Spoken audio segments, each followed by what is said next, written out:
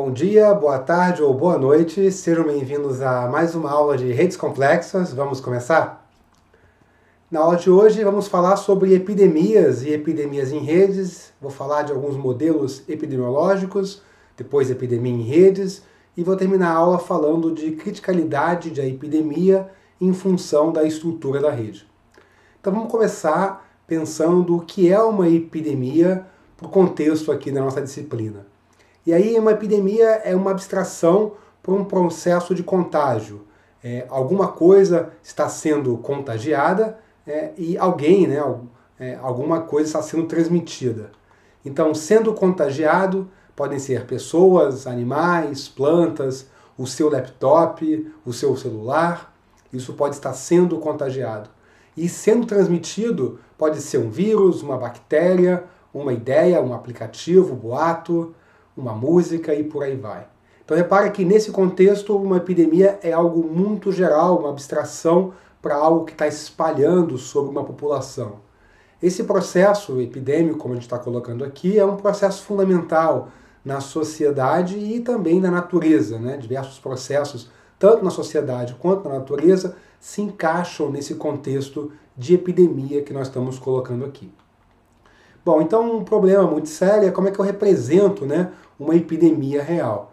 E aí, para você tentar representar isso, você vai precisar responder essas perguntas.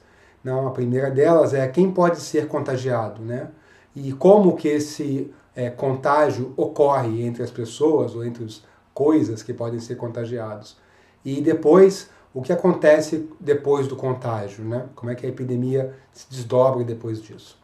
Então, para responder essas perguntas, nós vamos utilizar modelos epidemiológicos, que são modelos matemáticos que simplificam muito a realidade de um processo epidêmico e vão ter que abordar essas três perguntas. Essa ideia de modelar epidemias utilizando matemática é bem antiga, tem aí vários séculos. Então, os primeiros estudos matemáticos foram feitos por Bernoulli em 1760, e ele estava estudando uma epidemia de varíola que estava se espalhando pela Europa, e ele estava querendo entender esse processo epidêmico a partir do ponto de vista teórico. Bom, avançando vários séculos, nós temos os modelos compartimentais, em particular o aclamado modelo de Kermack-McKendrick, que nós vamos falar aqui ainda na aula de hoje, proposto em 1927. E é um modelo baseado em equações diferenciais, que é meio que a base para a modelagem matemática de epidemias. Esses modelos podem ser estocásticos ou determinísticos e, claro, eles podem ou não ter redes. E, em particular, a partir do 2000, nós vimos uma explosão de modelos epidêmicos utilizando redes. Em parte porque redes é um processo fundamental para falar de epidemias. Então, o objetivo desses modelos matemáticos, em geral, é prever a evolução da epidemia, tentar entender o que vai acontecer com essa epidemia no futuro. E, além disso, utilizar esses modelos para avaliar técnicas de contenção e de prevenção da epidemia. Se você faz algum tipo de prevenção, qual o impacto que isso vai ter no desdobramento de uma epidemia. Então, vamos começar falando do modelo clássico para epidemias, que considera a população de indivíduos, e os indivíduos dessa população podem estar em um estado epidêmico, que a gente chama. E aí, três estados clássicos é o estado S, que significa suscetível, e nesse estado o indivíduo pode ser infectado, ele é suscetível ao que está sendo transmitido. No estado I, a gente diz que o indivíduo está infectado, e aqui ele contraiu o que está sendo transmitido, e nesse estado ele pode transmitir essa doença ou essa característica. E temos o terceiro estado, que é o estado R, que significa removido ou recuperado, e aí o indivíduo nesse estado ele não pode mais ser infectado e ele também não está mais infectando ninguém. Então são três estados básicos que os indivíduos de uma população podem estar. E aí os indivíduos eles vão transicionar entre esses estados. E o tipo da epidemia vai determinar as possíveis transições entre os indivíduos. Por exemplo, a epidemia mais simples que a gente tem é chamada de epidemia SI, porque indivíduos saem do estado suscetível e transicionam para o estado infectado e nada mais acontece. Um outro tipo de epidemia é SS, onde eu tenho transição do estado S para o estado I, e depois do estado I, o indivíduo pode transicionar de volta para o estado S. E aí, estando no estado S, ele pode transicionar de volta para o estado I, dando origem a epidemias do tipo SS. E o terceiro tipo, para ilustrar, são epidemias S e R, onde o indivíduo transiciona de S para I, e depois, uma vez infectado, ele só pode transicionar para o estado R, né, recuperado ou removido, e fica nesse estado o restante do tempo. Então são 3 tipos de epidemias clássicas, e esses tipos são utilizados para modelar, para representar diferentes fenômenos na natureza ou na sociedade. Eles podem ser representados, né, por esses 3 tipos de epidemia. Bom, então uma pergunta-chave é como que as transições entre os estados ocorrem, né? E isso vai depender muito de como os indivíduos se encontram, porque é no encontro, entre aspas, de indivíduos, né, que eu vou ter oportunidades de transmissão da epidemia. Então, uma premissa muito comum é a de homogeneidade populacional. Isso quer dizer que os indivíduos da minha população, eles se misturam e se encontram uniformemente. Então, não há nenhum tipo de estrutura populacional que regulamenta, que controla os encontros dos indivíduos. Essa premissa é muito comum até o surgimento de redes, né? Porque 2 razões. A primeira é porque nessa premissa, sob essa premissa, isso facilita a análise matemática, porque eu não tenho nenhum tipo de estrutura, os indivíduos estão se encontrando de maneira homogênea, isso vai facilitar a modelagem e a análise matemática da evolução da epidemia. Nós vamos ver isso já já. E a segunda razão é a falta de conhecimento específico de como que indivíduos se encontram. Então, se você não tem alguma regra, né, se você não tem informação de como que os indivíduos de uma população se encontram, você pode utilizar essa premissa, já que você não tem essa informação. E o que a gente vai falar é já já de uma modelagem utilizando equações diferenciais determinísticas. Tá? Em particular, a gente vai recapitular o modelo de Kermack-McKendrick, né, que é um modelo celebrado, tem aí quase 100 anos de idade e ainda é muito utilizado nos dias de hoje. Então vamos começar com essa modelagem via equações diferenciais. Aqui o meu modelo é determinístico, eu tenho uma população com N maiúsculo indivíduos e o tempo é contínuo. Então lembrando que meus indivíduos, né, eles têm que estar em um desses 3 estados. Então S de T vai ser o número de indivíduos suscetíveis no tempo T, I de T o número de infectados e R de T o número de removidos ou recuperados no instante de tempo T. Repara que a soma desses 3 números tem que dar N maiúsculo, porque os meus indivíduos têm que estar em algum desses 3 estados. Aí esse modelo vai ter 2 parâmetros. O parâmetro beta significa a taxa de contato dos indivíduos. É o quão rápido, digamos assim, eles estão se encontrando por unidade de tempo. E 1 sobre gama é o tempo até um indivíduo que está infectado se recuperar ou ser removido. Então repara que se 1 sobre gama é o tempo, gama é a taxa de recuperação dos indivíduos. Então beta e gama são meus 2 parâmetros desse modelo. Então as equações de uma epidemia SR são essas aqui. Eu tenho uma equação diferencial para cada uma das minhas 3 variáveis, mostrando como que os indivíduos mudam de um estado para outro. Então beta SI sobre N é a taxa com a qual indivíduos suscetíveis ficam infectados. E o produto de S vezes I sobre N está aqui assumindo a homogeneidade populacional. Repara que beta é o parâmetro que controla, né, a taxa com a qual esses encontros SI estão acontecendo. Repara que o encontro SI é uma oportunidade de transmissão da epidemia. E aí no estado I, eu tenho, né, beta SI sobre N, essa é a taxa de entrada nesse estado, mas os indivíduos podem se recuperar. Isso acontece com uma taxa gama para cada indivíduo. Então gama vezes I é a taxa agregada de recuperação. Então isso é a taxa, digamos, de entrada no estado R. Então aqui estão as equações diferenciais para esse meu modelo SR. Então repara que elas descrevem como que a população vai evoluir, né? Como que os 3 estados vão evoluir. E nós estamos assumindo a homogeneidade populacional, como eu falei. Bom, então o comportamento dessa epidemia é, a longo prazo, o número de infectados, I de T, vai a zero, de um jeito ou de outro. Então a gente tem que DI de DT vai ser igual a zero.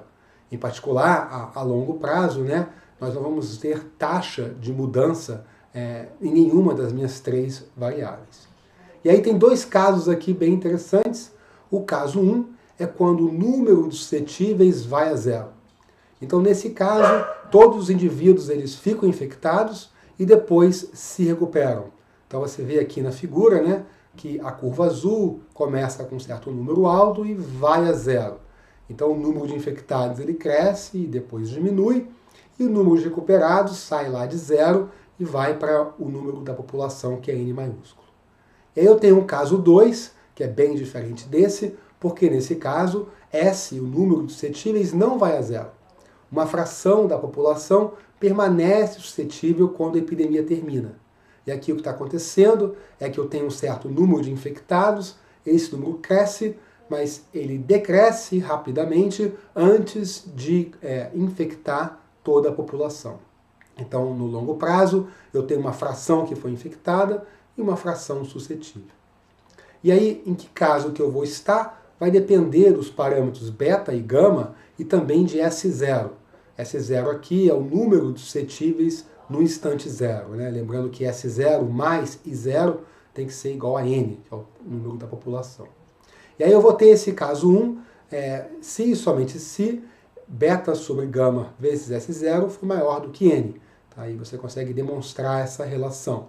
Então, se a epidemia, né, for forte o suficiente, se beta for grande o suficiente, ou se S0 for grande o suficiente para cumprir essa cota de N, a gente vai ter o caso 1. Caso contrário, eu tenho o caso 2, que acontece, por exemplo, quando gama é muito grande. Né? Se gama é muito grande, as pessoas, os indivíduos estão se recuperando muito rapidamente, isso mata o número de infectados antes que a epidemia se alastre por toda a população. Bom, vamos falar de um outro tipo de epidemia, que é SIS. Nesse tipo de epidemia eu tenho apenas 2 estados, né? Os infectados eles voltam a ficar suscetíveis, podendo ficar infectado novamente. Então, se eu quiser modelar isso utilizando equações diferenciais, eu tenho só 2 variáveis, S e I, e aqui está as equações que representam isso. E a ideia é a mesma, né? Eu tenho uma taxa com a qual os indivíduos suscetíveis ficam infectados, e tenho uma taxa com a qual os infectados ficam suscetíveis. Repara que aqui, de novo, eu estou assumindo, né, uma homogeneidade populacional, ainda não tem rede na nossa modelagem aqui. E aí, de novo, o que a gente vai ter aqui são 2 casos diferentes, um chamado de subcrítico, e aqui a epidemia morre rapidamente, né? Se eu fizer um gráfico do número de suscetíveis e infectados ao longo do tempo, você vê que os infectados aqui eles estão indo a zero, o número de infectados, e o número de suscetíveis está encostando em 100% da população. Ou eu posso ter o segundo caso, que é o caso supercrítico, onde a minha epidemia é endêmica. Então significa aqui que eu vou ter um número de infectados que não vai a zero quando o tempo cresce. Aqui nesse meu exemplo, o número de suscetíveis diminuiu, né, e o número de infectados cresceu e estabilizou num número diferente de zero. A gente diz que nesse caso eu tenho uma epidemia que é endêmica, né, porque ela permanece na população por longo prazo. Então é interessante notar aqui que os indivíduos eles estão trocando, eles são suscetíveis, infectados, mas a fração de indivíduos infectados permanece ali num número diferente de zero. E aí, de novo, em que caso que eu vou estar, isso depende dos parâmetros da epidemia e, em particular, depende de R0, que é o número básico de reprodução, que é um parâmetro fundamental de epidemias, que é definido sobre beta sobre gama. Okay? Beta sobre gama é o número básico de reprodução. E aí, se R0, esse número básico de reprodução, for menor ou igual que 1, eu vou ter uma epidemia SS subcrítica. Se ele for maior do que 1, eu vou ter uma epidemia SS supercrítica, ou seja, eu vou ter uma endemia. Bom, então isso aqui eram os modelos matemáticos, né? Mas o mundo real é bem mais complicado. Esses gráficos aqui, nós estamos vendo o número de pessoas infectadas, estimado, né, pelo novo coronavírus em 2 países diferentes. E esses dados foram tirados do worldometer.info, que é um site que coleta informações.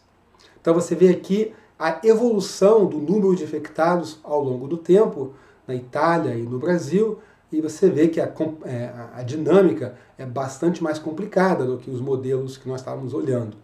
Em particular, né, saber se eu estou com uma epidemia subcrítica ou supercrítica não é nada trivial, né? Na Itália parecia que as coisas estavam sob controle, né, em julho de 2020, mas depois teve um aumento enorme no número de infectados e diminuiu e aumentou e etc.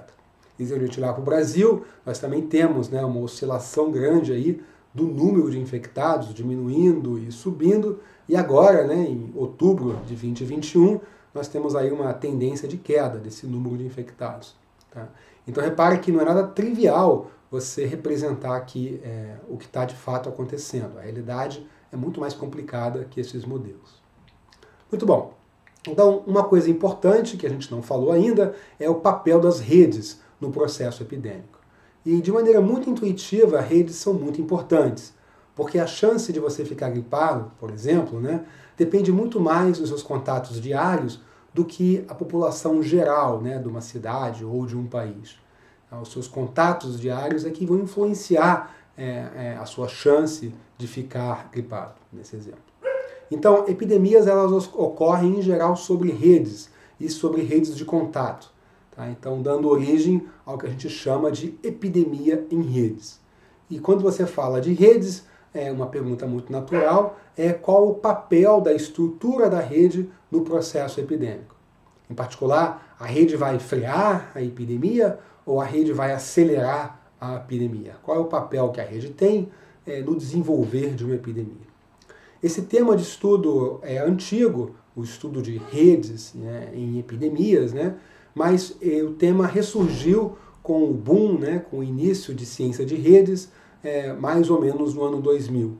Em particular, esse artigo, Epidemic Spreading in Scale-Free Networks, do Pastor Satorras e do Vespiniani, publicado em 2001, ele reabriu esse tema e nesse artigo ele mostra o papel da estrutura, em particular redes livre de escala, né, no processo epidêmico. A gente vai falar ainda sobre isso na aula de hoje. Então, meio que esse tema voltou a ficar muito importante, né, o estudo de epidemias com as redes, né, com as redes de contato. Bom, então vamos falar um pouquinho de epidemia em redes, e aqui o que vai acontecer é que os vértices da rede são os indivíduos, são os agentes que podem ficar infectados. E as arestas vão representar possibilidade de infecção. Então, se o agente I pode infectar o agente J e vice-versa, eu vou ter uma aresta entre I e J. A minha rede aqui, nesse meu exemplo, é não direcionada. E aí os vértices da minha rede, que representam os indivíduos, vão ter estado, que varia com o tempo. Por exemplo, S, I ou R. Né? E aí o contágio ele só ocorre através das arestas. São as arestas da rede que representam a estrutura de possíveis contágios entre a população. Em particular, um vértice I, ele só pode ser infectado se ele possuir ao menos um vizinho infectado. Caso contrário, a epidemia não tem como chegar nele, né? Não pelo menos pela rede. Então vamos ver um exemplo de uma epidemia SI, que é a mais simples que nós temos, né? S aqui vai ser representado pela cor verde e I pela cor vermelha. Então eu começo com uma rede, e aí de maneira inicial eu tenho meus vértices divididos, alguns suscetíveis e outros infectados. E aqui nesse meu exemplo, apenas o vértice 1 está infectado. Então eu começo assim, e essa epidemia vai se espalhar pela rede. Em particular, né, ela pode, por exemplo, contagiar o vértice 5, que é vizinho do 1. E agora eu tenho 2 vértices infectados, isso pode então se espalhar para outros vértices, por exemplo, o 2 e o 4, e agora eu tenho, né, esses 4 vértices infectados, e aí depois eu posso ter o vértice 3 infectado, e eventualmente todos os vértices da rede vão estar infectados, nesse meu exemplo de epidemia SI. Okay? Então repara que os infectados foram se espalhando pela rede. Bom, um outro exemplo é a epidemia SIR, onde além dos estados SI, um indivíduo pode estar também no estado R, representado aqui pela cor amarela. Então eu começo com uma rede, no tempo inicial T0 eu tenho um vértice infectado, por exemplo, né? E aí essa epidemia pode se espalhar, por exemplo, para o vértice 5, e aí o vértice 1 aqui ficou recuperado. Então repare que agora a minha epidemia é do tipo SR, então os vértices em vermelho, né, os infectados, eles vão em algum momento transicionar para amarelo, significando que eles estão removidos ou recuperados.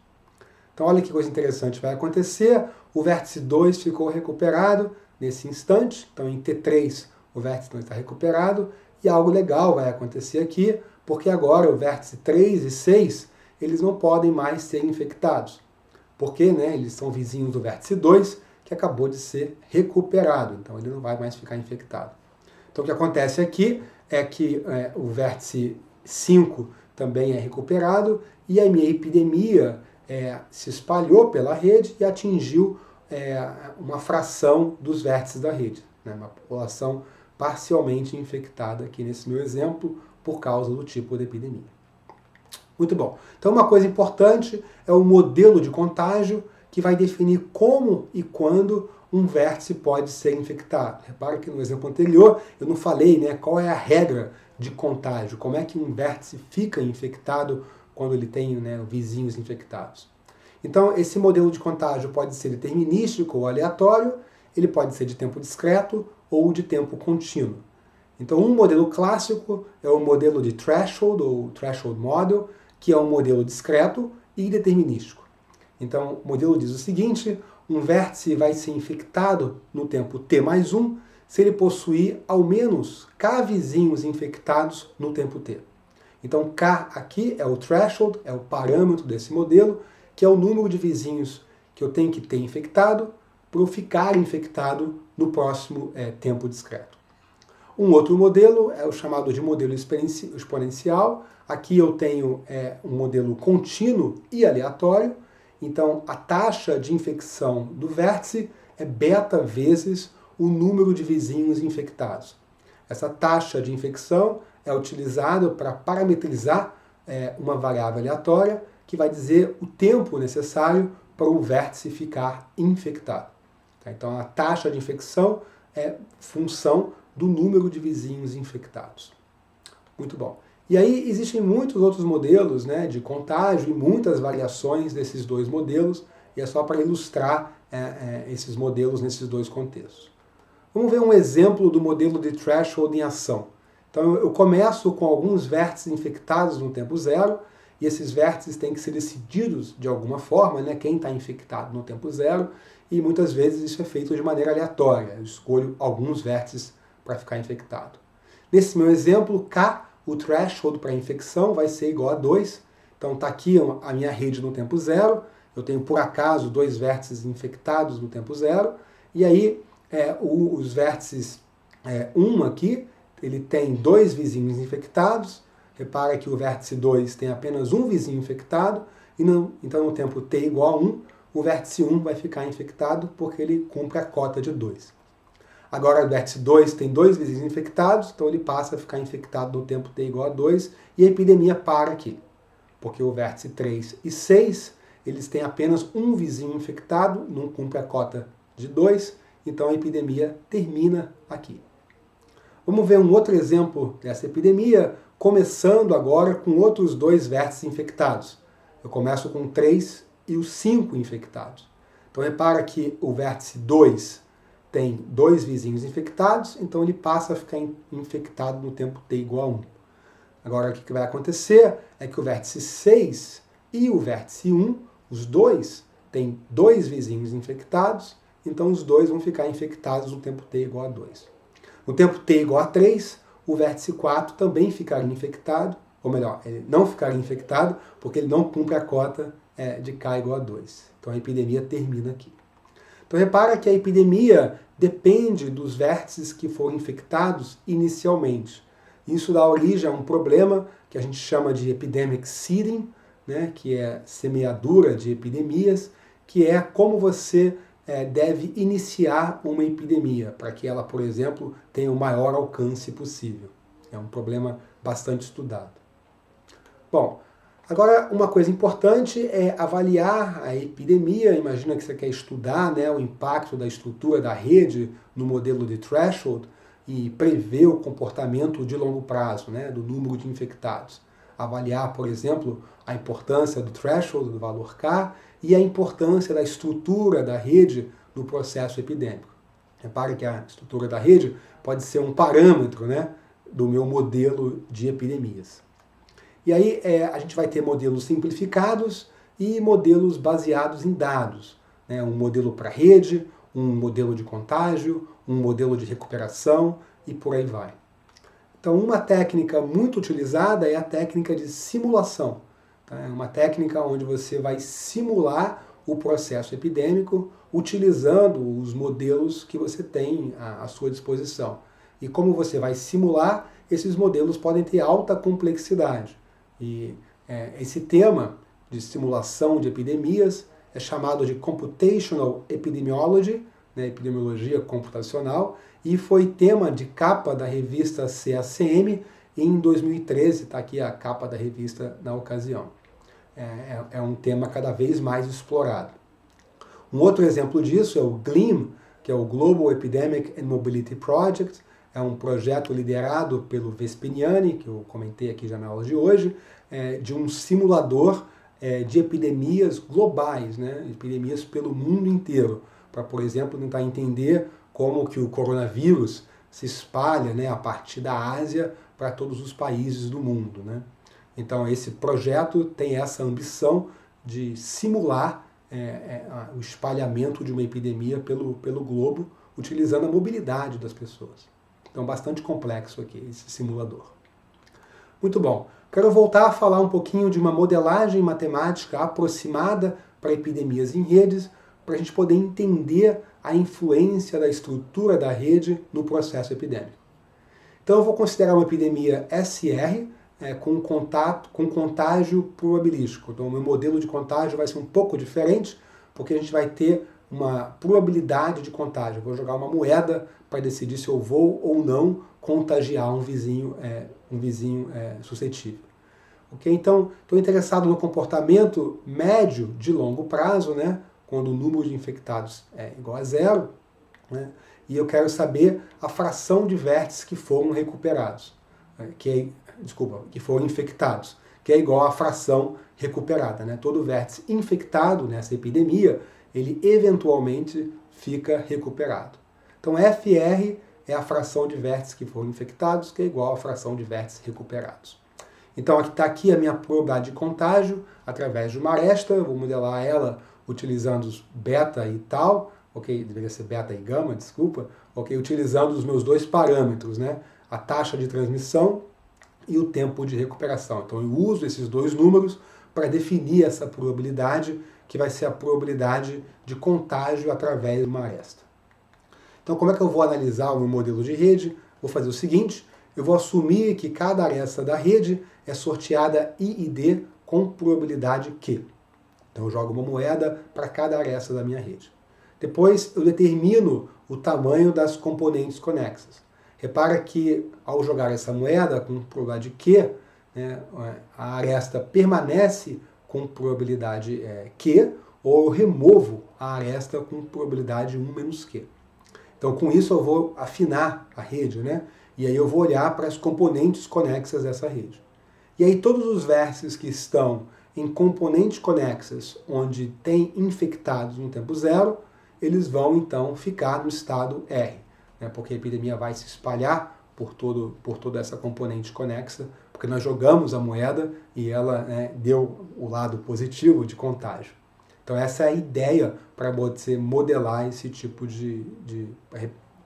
analisar esse tipo de modelo. Vamos ver o resultado aqui. Então isso basicamente é chamado de problema de bond percolation em redes, ok? Só para a gente dar um nome para esse problema aqui. entender as componentes conexas que vão ser formadas quando você remove arestas da rede, ou deixa arestas na rede. Então vamos pensar aqui no modelo SR, esse mesmo modelo, quando a minha rede é uma rede de Poisson. Então eu vou assumir que a estrutura da rede, os graus dessa rede, são dados por variáveis aleatórias de Poisson. Então os graus aqui são muito homogêneos, eles são muito parecidos, é um modelo bem similar ao modelo GNP que nós vimos aqui. E aí nós temos nessa rede um resultado conhecido, que é o ponto crítico para a percolação. Então percolação significa que a maior componente conexa gerada vai ter θn de vértices, né? Então a maior componente conexa vai ter quase todos os vértices da rede, e esse ponto crítico é QC 1 sobre Z, onde Z aqui é o grau médio da rede, né? É o grau médio dessa minha Poisson. Então repara que se Q for maior do que esse número, eu vou ter uma componente conexa gigante, vai estar quase todos os vértices lá. Se Q for menor do que esse número, aí não, eu posso ter diversas componentes conexas e nenhuma delas vai ter uma fração dos vértices constante. Então seja Q um valor menor que o ponto crítico à percolação. Se for maior do que o ponto crítico à percolação, a epidemia vai alcançar todos os vértices. Então não é muito interessante nesse caso. Então, o que acontece quando Q é menor do que esse ponto crítico? Qual vai ser a fração de vértices que vai ficar recuperado? Então nós conseguimos escrever uma expressão para isso. A fração de vértices recuperados é igual a 1 menos E elevado a QZFR, onde esse FR aparece dos dois lados aqui dessa minha equação, e esse F de R é a fração da população que foi infectada, que ficou recuperada. Então eu posso resolver isso aqui numericamente para encontrar essa fração aqui. Muito bom. Então essa fração depende da probabilidade de transmissão Q e do grau médio Z. São dois parâmetros aqui. Então é interessante que depende do parâmetro de rede, que é Z, e depende das características da epidemia, que está meio que codificado nessa probabilidade Q. Agora vamos fazer o seguinte, vamos trocar a rede de Poisson e colocar uma rede livre de escala, uma rede que tem a distribuição de grau, que segue uma lei de potência, com um expoente entre 2 e 3. Então, com esse tipo de expoente, nós temos uma média finita, mas uma variância infinita. Então a distribuição de grau aqui tem variância infinita. Por causa disso, o ponto crítico à percolação é Q de C igual a zero. Então, o que significa que nós sempre vamos ter uma percolação, nós vamos sempre ter uma componente conexa gigante. Tá? Mesmo que você deixe uma fração muito pequena das arestas. Tá? Então, a única maneira de quebrar essa componente conexa gigante é quando eu removo praticamente todas as arestas da rede. Bom, por causa disso, qualquer que seja o seu Q, o seu parâmetro da epidemia, ele vai ser maior do que QC. E aí, por causa disso, as epidemias vão sempre atingir quase toda a rede, independente desse valor Q. Então, F de R aqui, a fração de vértices que foram infectados, vai ser aproximadamente 1. Tá? Então, isso é muito interessante, que nós trocamos uma rede pela outra, e a gente vai ter aqui, nesse exemplo, que a epidemia é muito mais contundente quando a minha rede segue uma distribuição de grau em lei de potência. Então esse resultado, que é um resultado desse artigo influente que eu comentei, do Pastor Satorras e do Vespiniani, ele mostra a importância da estrutura da rede no processo epidêmico. Então, numa rede onde eu tenho a distribuição de grau em lei de potência, a epidemia tende a se espalhar por toda a rede, mesmo quando a probabilidade de contágio é muito baixa. Algo que não acontece quando você tem uma rede com a distribuição de grau mais centrada, como uma variável aleatória de Poisson. Então isso mostra a importância da estrutura. Então basicamente isso é tudo que eu tinha para falar para a aula de hoje. A gente se vê aqui no próximo encontro gravado ou na nossa aula síncrona. Até já!